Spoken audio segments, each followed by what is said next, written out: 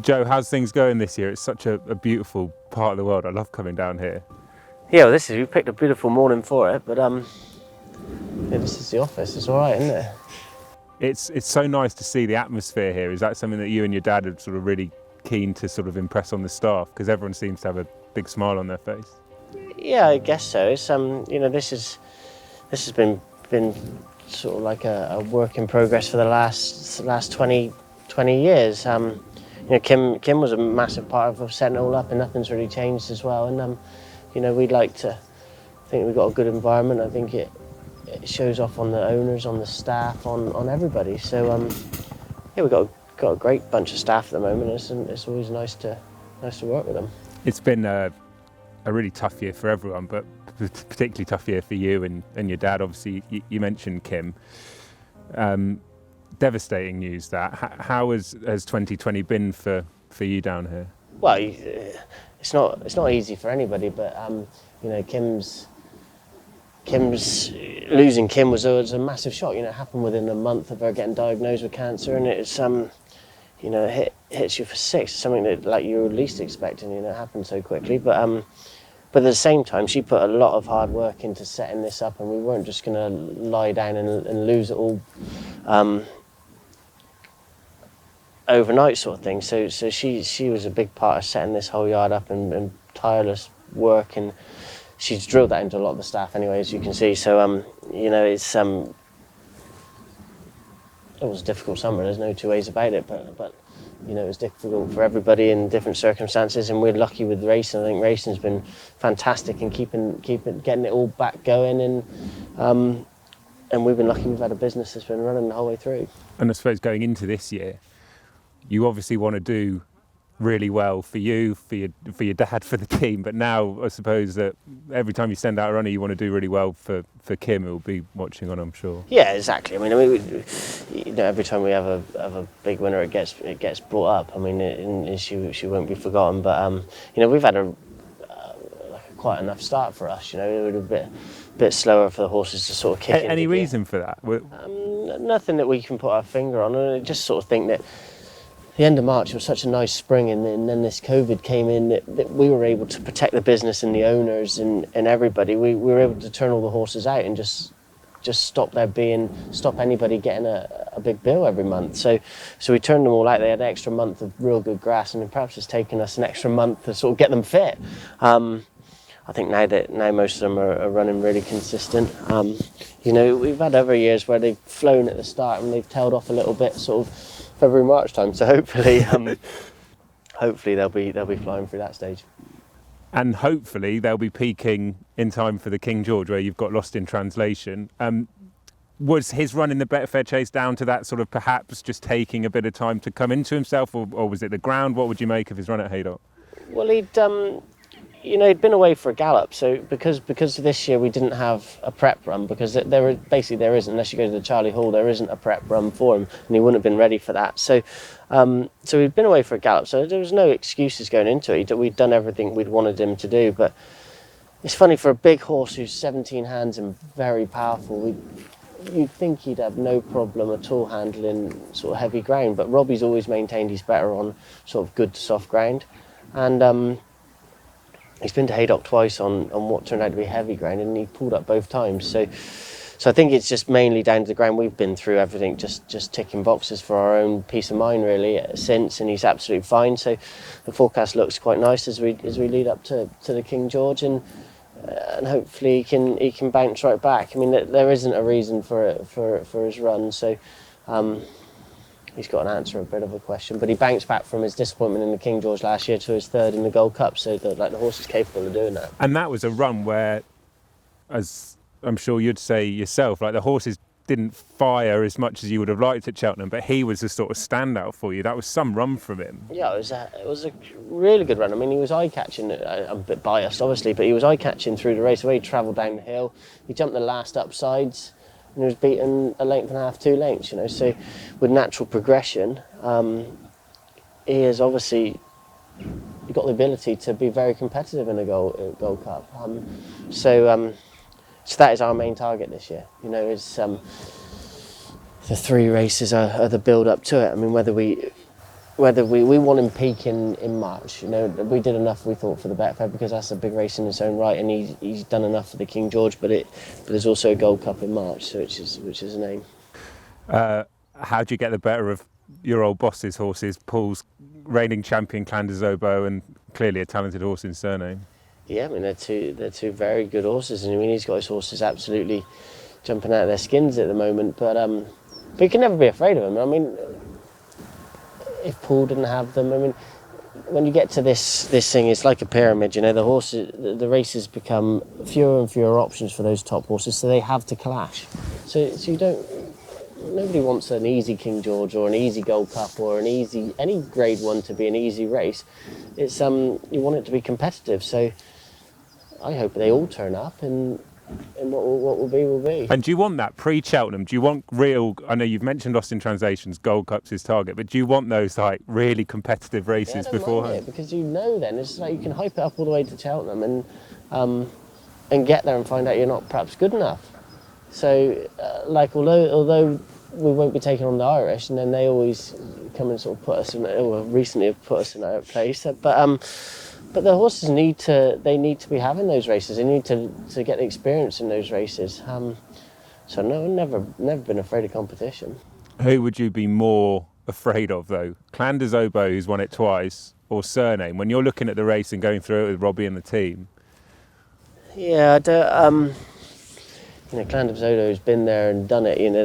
Arguably there's still question marks about Surname over. Well, Weatherby was really impressive, but I wouldn't want to be Harry Cobden having to make he's not making the choices. He's with Surname, but I bet he doesn't know the answer to that. So I certainly don't know the answer to that. It's a great race, isn't it? You've obviously won it before with Thistlecrack, but around that time of year. And Q-Card, don't forget. Sorry, Q-Card. yeah, and Q-Card, of course, the legend.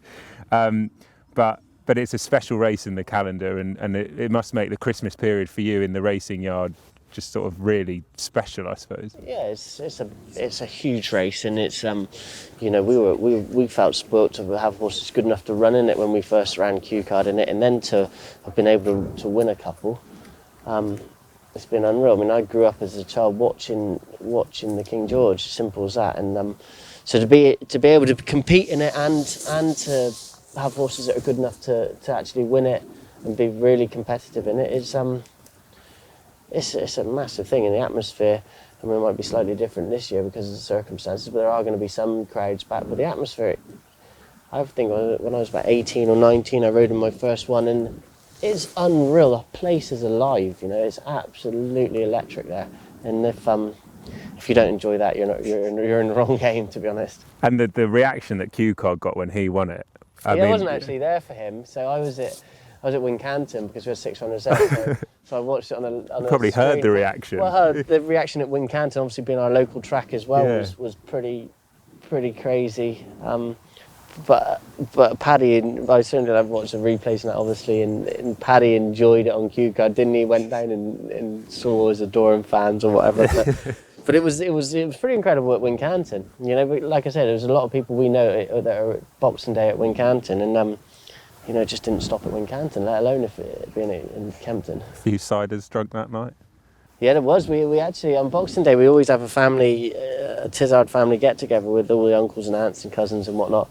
And but we had all the staff came and met Q-Card off the lorry, and we had a few glasses of champagne with all the staff, and then we had our sort of family ties. But it was lovely seeing all of our family and celebrate. They'd all enjoyed it as much as we had. And what is Christmas like for the team? Because with some horses going behind us, it doesn't stop, does it? No, it's so everybody works on Christmas morning. And then Christmas afternoon as a family we do it all.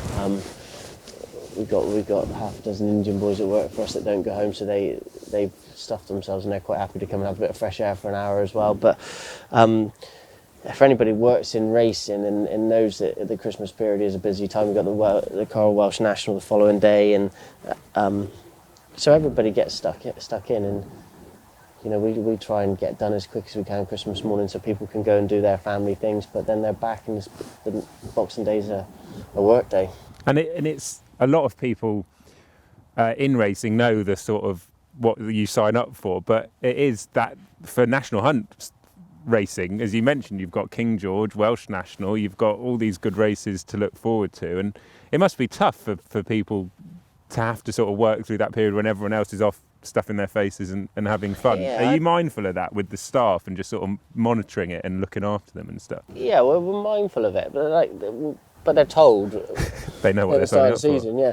And like we try to look after them as well as we can and make sure that we can do as much as we can for Christmas, but at the same time you've got to treat everybody fairly. So one person, just because they live 3 hours away, can't have Christmas Day off and the other person can't. And then that rolls on into New Year as well. So we try and make it as nice as possible for them, and we all want to enjoy Christmas, but then we also all know that it's a busy time of year. It's just a huge part of our business time of year. So everybody needs to be on their game and working hard as well.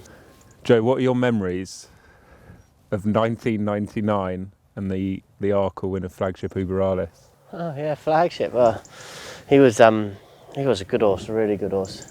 So I can't actually remember the race much at all. I've watched like replays of it, and then it flips up probably when we were at Cheltenham on the Tuesday, and they show sort of 11 o'clock or whenever they show race. I think, there's Flag. But he was a real good horse in his time. He was a stay-in 2-miler, jump for fun.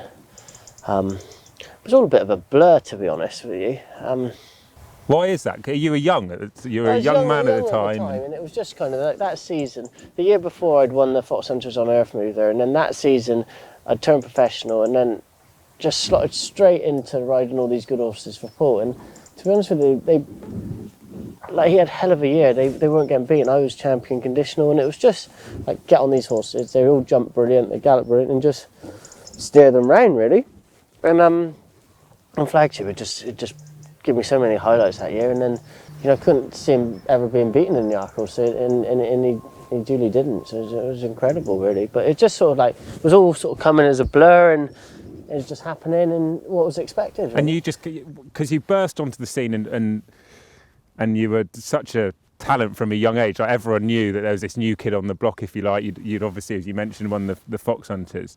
So when you're that age, riding in those races, are you able do you almost not sort of take in what you're achieving and doing and the profile not. of it? But it was 11 years after him until Q Card won at the festival. So then you realise what it's all about a little bit more. So you've got that, but like a lovely young naive sort of like you don't know things can go wrong sort of attitude, and you don't, the pressure doesn't really get you because. So you weren't nervous going out? Yeah, not particularly. I was more excited about it, and I was really confident the horse could do it, and he was a great ride. So it was just more a case of yeah, well, we'll go and win it. And then obviously as you get a bit older, you become a bit, not cautious, that's not the right word for being a jockey, but you appreciate that there things are done a bit differently, and then you also appreciate the big days a lot more. But the Arkle, the Sporting Life Arkle, Sporting Life is sponsoring it this year, and for those non-racing fans, when you try and explain the Arkle, it's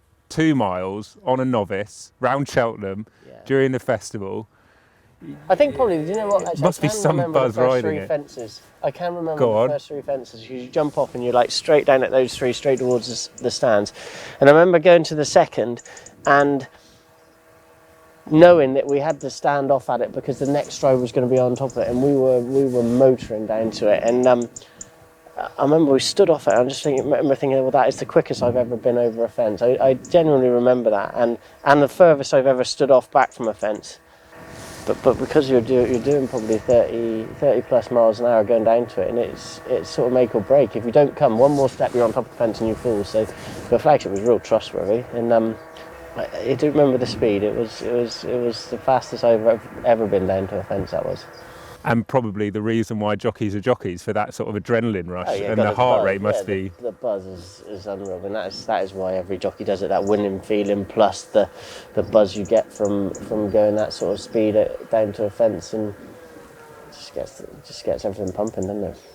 And again, for when we look back on old Arkles, there have been some amazing winners of it. I suppose you've got Gold Cups, you've got King George's, big races in the season, but the feeling of riding a very good 2-miler must evoke those sort of feelings of sort of blood pumping adrenaline that comes through, and the Arkle's one of the sort of premium races for that. Yeah, I mean, 2-milers are always a bit special, top class 2-milers. They've just got a bit of something about it. Probably the best one we've had from training point of view was Fox Norton, and he's a typical 2-miler. He's on a switch. He could be lovely, and then it switches, and he can be a bit highly strung. And I think all 2-milers have to be a little bit that way. I was lucky enough to ride in Queen Mother Champion chases in all of them, and like they're a proper thrill. And when you came back into the winners' enclosure on flagship Uber Arliss, how old were you? You were 19, teenager still, right?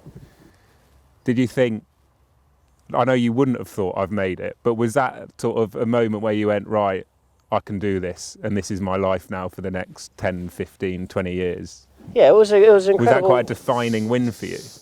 Yeah, definitely, and it was Paul Nicholls' first Cheltenham Festival winner as well, which he went on to win the Queen Mother that year and the Gold Cup with Seymour Business. So it was it was a big yard, I was a big part of the yard. I was in there riding out 6 days a week, and like a huge part of the yard. So it was just an incredible week, and yeah, like it's sort of, however good my season was, to top it all off, you have a Cheltenham winner as well. So then you can look back and say, well, this has been an incredible season. I've had a lot of winners, I've had a lot of big winners, and a Cheltenham Festival winner as well. So it's just the icing on the cake, really.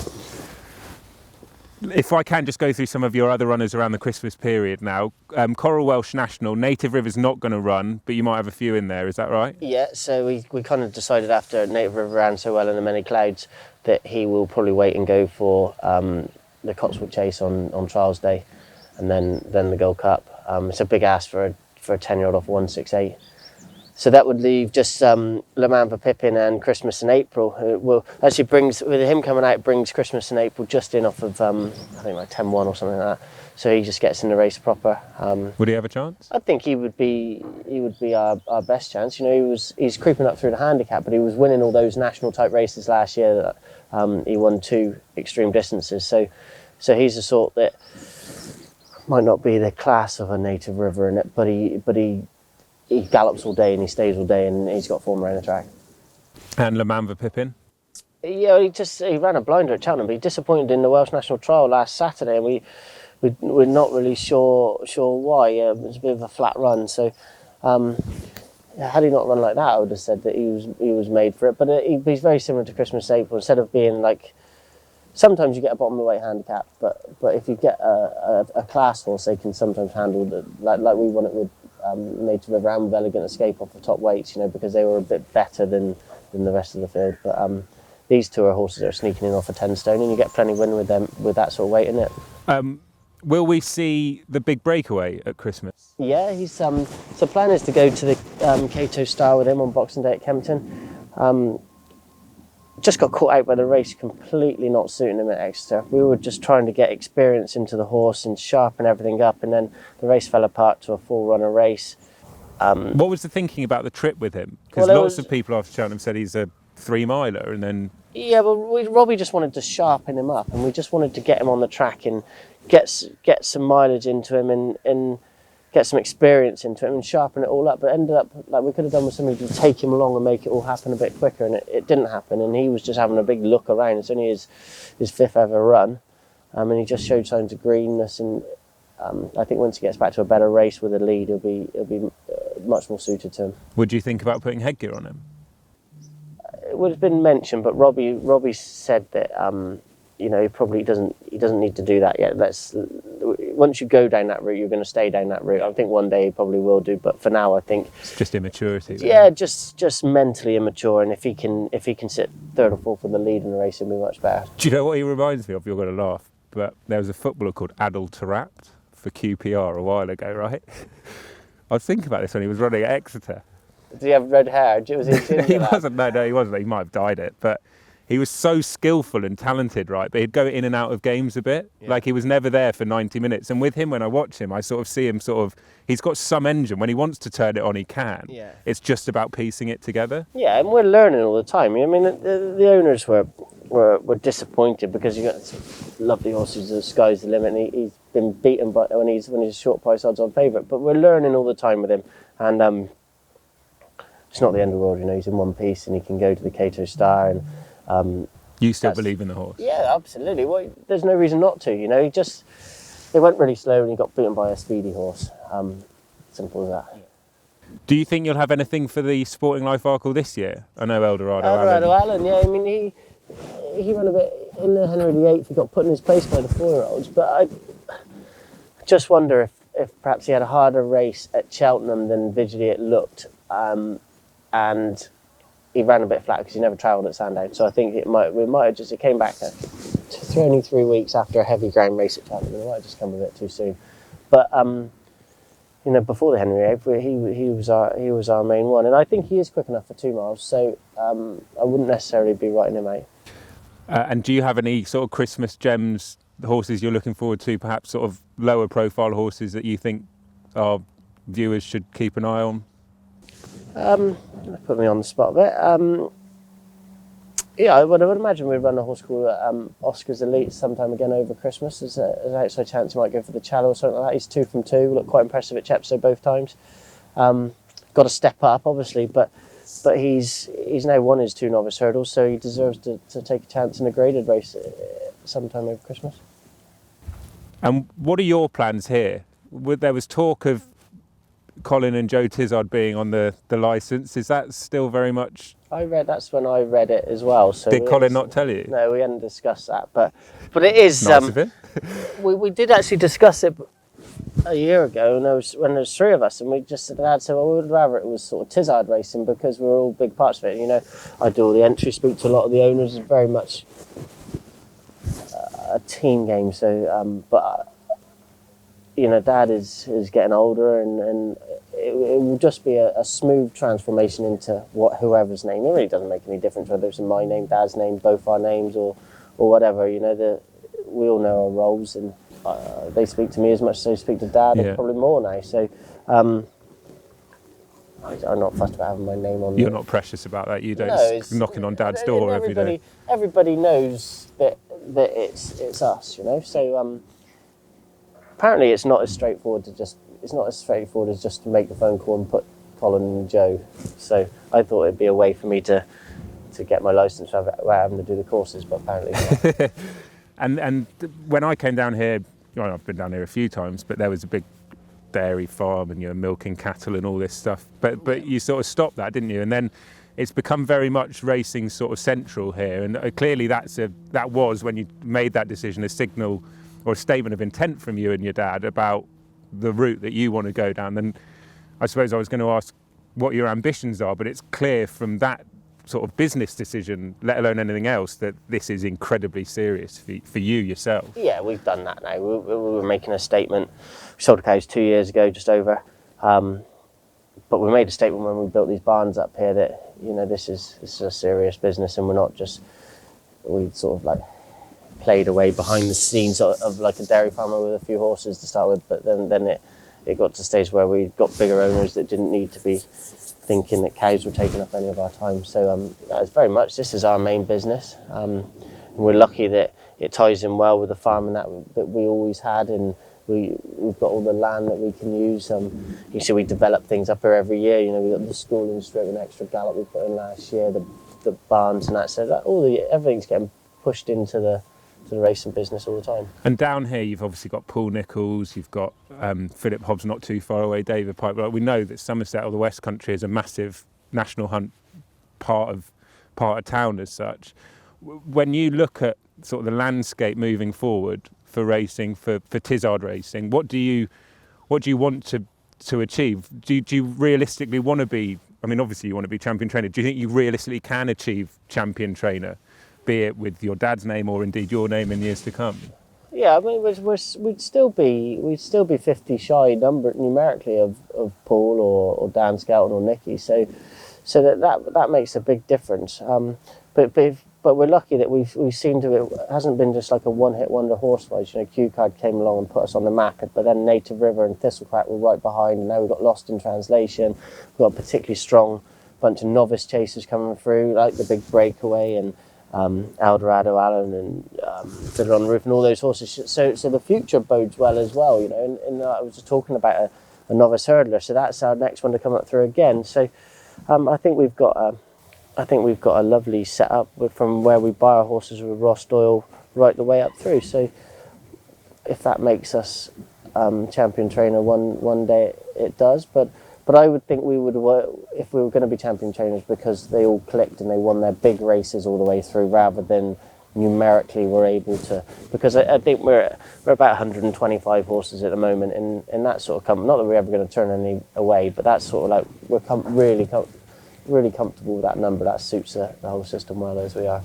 This is class. You got horses going behind you. I know that you did a bike ride recently, didn't you, where you raised loads of money, yeah. and I know that obviously we touched on Kim and everything as that at the start of this chat, but obviously things like that away from racing will, I'm sure, keep you occupied and keeping Kim's name and memory living on. Yeah, well, that was Freddie, her son, my nephew, her son's idea, and it was. I didn't realise how unfit I'd got from being a jockey, to be perfectly honest, but it was a lovely thing to train for during the summer. And then it started snowballing. We managed to raise a lot of money. We managed to raise 37,000 for 2 different cancer charities. And the bike ride was tough but good fun. And it just gave us. Was Freddie better than you? Yeah, he's 15 years old. He's at that little fit stage, whereas I'm a 40-year-old man that has literally done no exercise since he stopped riding. So it was it took a bit of getting going, but I actually enjoyed getting fit again and losing a bit of weight. And like the training was lovely, and the bike ride was really good fun with 7 really close friends of ours and Kim's and Fred, and we managed to raise a lot of money, so it was good. I'm not saying we're going to do the Tour de France next year, but we all enjoyed it. Yeah. I'm quite good in Lycra, actually. I did look at myself in the mirror a couple of times and quite enjoyed that. I think that's probably the perfect note to end this interview on. I know that you're a proper West Country man. You're a good pal, and I know that you probably will brush this off, but I know that Kim will be incredibly proud of what you and your dad have done this year, and we wish you all the best over the Christmas period, mate. Good man. Cheers, Al.